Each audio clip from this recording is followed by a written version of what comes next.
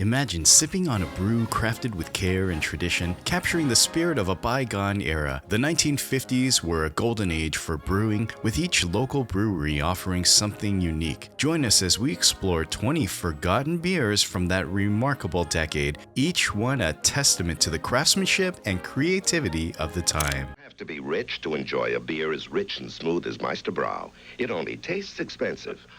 Meisterbrau. Meisterbrau was once a popular beer in the United States, known for its smooth taste and wide appeal. Produced by the Miller Brewing Company, the American Pale Lager was a common sight at parties, barbecues, and college gatherings throughout the 1960s. At its peak, Meisterbrau was the second best-selling beer in the country, only trailing behind Schlitz, with over 500,000 barrels sold annually. Despite its initial success, Meisterbrau's popularity began to decline as customers' preferences changed and competition grew. By 1978, it had disappeared from stores' shelves, and while some remember it fondly, others recall it being a bit harsh and bitter. The Miller Brewing Company later acquired the rights to the Meisterbrau name, preserving its place in American brewing history, even though the beer itself faded away.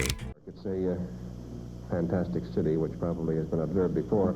It's packed with exciting places to visit, wonderful things to do, great things to see. It's a great city, but I guess... Knickerbocker beer. Knickerbocker beer was once a beloved New York brew, crafted by the Rurit Brewery in New York City. Known for its lighter, low-calorie profile, it quickly became a favorite, especially among New York Giants fans. At its peak, Knickerbocker was a common sight at ball games, parties, and local bars, with annual sales reaching around 2 million barrels. However, the beer's popularity declined by the late 1960s, leading to the closure of the Rurit Brewery. And although another company acquired the Knickerbocker brand, it eventually vanished from the market in the 1970s, making this the end of the once iconic New York beer. Pour me a glass of National Bohemian and I'll be satisfied. National Bohemian Natty Bo. National Bohemian, affectionately known as Natty Bo, has a rich history in Baltimore, Maryland. First brewed in 1885 by the National Brewing Company, Natty Bo became a staple in the city, with nearly 90% of its sales coming from the Baltimore area. It was especially popular amongst Orioles fans during the late 1960s, and its one-eyed, mustached mascot, Mr. Bo, became an iconic symbol. Though the original brewery in Baltimore closed in 1978 and production was moved to a modern facility, Natty Bo's legacy endured. Now part of the Pabst Brewing Company, Natty Bo remains a nostalgic flavor in Baltimore, symbolizing the city's brewing tradition.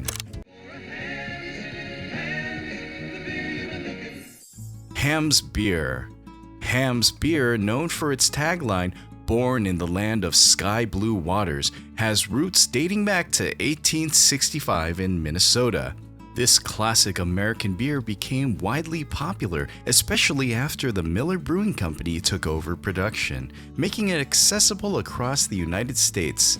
Made with pure water, barley malt, grain, and hops, Ham's offers a refreshing taste of mild bitterness and a hoppy aroma. At its peak, it sold over 5 million barrels annually. However, as market preferences shifted, Ham's availability decreased, though it can still be found in select locations today. Black Label, Carling Black Label beer. Mabel. Carling Black Label. Carling Black Label, a lager from the Carling Brewing Company, has a rich history. Initially focused on ale, Carling began brewing lager-style beers in the 1870s. In 1927, they rebranded their black and white lager as Black Label, leading to an international success. It became one of the first beers to be brewed on a global scale, particularly popular in Commonwealth countries like the UK and South Africa. At its height, Black Label sold over 5.5 million barrels annually. However, market changes led to its decline, and it was discontinued in many regions by the late 1990s, though it remains a well-remembered name. Old Reading Beer. Old Reading Beer, produced by the Reading Brewing Company in Pennsylvania, was founded in 1886 and quickly became a local favorite. Originally a Pennsylvania Dutch lager, production grew significantly, and by 1952, it was rebranded as Old Reading Premium. The beer enjoyed popularity, especially in the 1970s with the slogan, "The friendly beer for modern people." Despite its success, Old Reading Beer ceased production in 1976, but it remains fondly remembered for its distinct flavor. Smooth lager flavor like the lid on a stein used to do. That's why Peel's gives you smooth lager flavor glass after glass after glass. Peel's Beer. Peel's Beer, founded in 1883 by the Peel brothers in Brooklyn, New York, was a well-made lager that combined German brewing traditions with modern techniques. The beer, made with soft Long Island water, gained popularity for its Pennsylvania Dutch lager, producing over 1.5 million barrels annually at its peak. Despite its success, Peel's struggled against larger competitors like Anheuser-Busch and Miller. After 90 years, the brewery closed in 1973, marking the end of this once popular regional beer. When you're making it beer, make it this one here. Schlitz makes it great. Go for it. Schlitz Beer. Schlitz Beer, brewed in Milwaukee since 1849, became an iconic American brand known as the beer that made Milwaukee famous. It was the largest beer producer in the United States for a time, thanks to its smooth and balanced flavor. The brand's slogan, "When you're out of Schlitz, you're out of beer," became widely recognized. Despite its popularity, Schlitz faced challenges and was discontinued in 1982 due to declining sales. Today, it remains a symbol of Milwaukee's rich brewing history. Hey, with Blatt's Light sitting in your store, why the heck should you pay more for less? Blatt's Beer. Blatt's Beer, introduced in 1851 by the Valentin Blatt's Brewing Company in Milwaukee, played a significant role in the city's brewing industry. Known as Milwaukee's finest, Blatt's thrived until Prohibition, when it adapted by producing non-alcoholic drinks. After resuming beer production in 1933, Blatt's continued until a government ruling in 1959 led to its closure. Today, Blatt's lives on through a contract with Miller Brewing, preserving its legacy in Milwaukee's brewing tradition. Ortlieb Beer. Ortlieb Beer began in the 1880s when the Ortlieb family started brewing in Philadelphia's Northern Liberties neighborhood. Founded by Civil War veteran Trooper Ortlieb, the brewery thrived until Prohibition. After World War II, Ortlieb's peaked, producing up to 500,000 barrels annually. In 1981, it was acquired by the Christian Schmidt Brewing Company, and production moved to the Schmidt Brewery. Despite several ownership changes, including under G. Heilemann's Brewing Company, Ortlieb eventually ceased production in the late 1990s. Today, it remains a beloved part of Philadelphia's brewing history. It happened on an early run with a load of 14K as Pete and Mac. Hootapole Beer. Hootapole Brewing Company, established in 1885 in Cincinnati, Ohio, became known for Hootie Delight, a light and crisp beer that became a regional favorite. At its peak, Hootie Delight sold over 1.5 million barrels annually.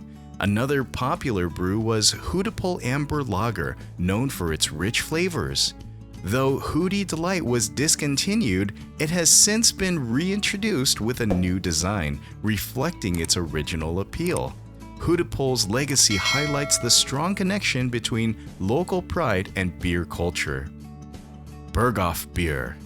Berghoff Beer, founded by the Berghoff brothers in 1887, made a significant impact on Fort Wayne, Indiana.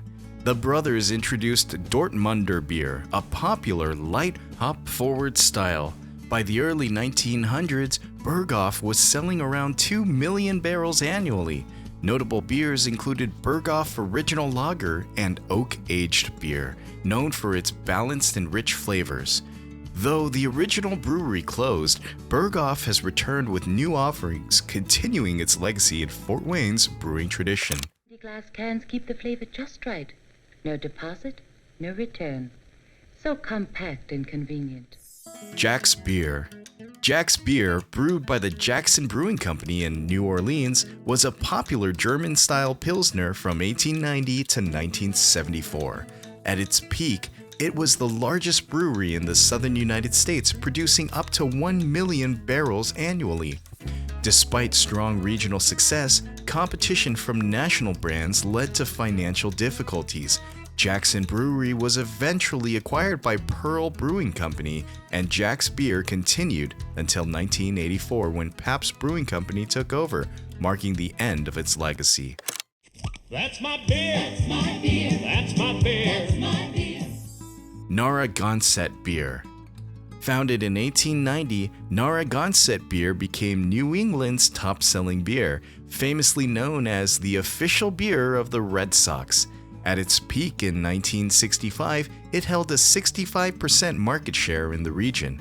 After a period of decline, the brand was revived in 2005 and is now one of the fastest-growing craft beers in the Northeast. Narragansett Lager, known for its crisp, clean taste, remains a favorite, and the brewery continues to celebrate its New England heritage from its location in Providence, Rhode Island. Rupert Beer. Rupert Beer, brewed by the Rupert Brewery in New York City, was a favorite amongst New Yorkers from its founding in 1865 by Jacob Rupert Jr., who also owned the New York Yankees. Despite its popularity, the brand faced challenges in the late 1960s, leading to its discontinuation. Changes in consumer tastes and industry shifts contributed to the decline of this once beloved beer. Cheers to the timeless brews that shaped our history and the stories that keep them alive. Whether you're a fan of the classics or just curious about the past, there's always something new to discover in the world of beer. If you've enjoyed this journey through beer history, don't forget to like, subscribe, and drop a comment below. Let's keep this conversation going, so grab your favorite brew and let's toast to the legends that still inspire us today.